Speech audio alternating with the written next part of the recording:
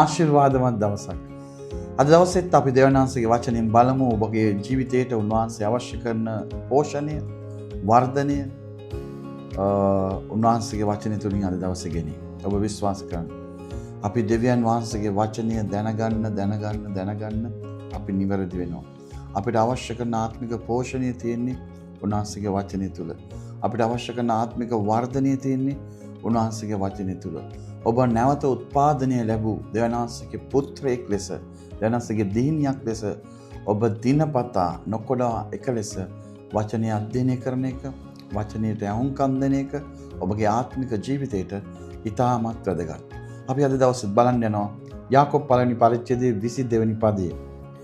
නමුත් නුඹලාම රවටා ගනිමි. වචනය අසන්නෝ පමණක් නොවි, එය පිළිපදින්නෝ වෙයල්ලා. ඔබ වචනය අසන නමුත් එය පිළිපදින්නේ නැත්නම් ඔබ ඔබවම රවටා ගන්නා කෙනෙක් බවට පත් වෙනවා. මේ 20යි 26 අවුරුද්ද ඔබ තීරණයක් ගන්න.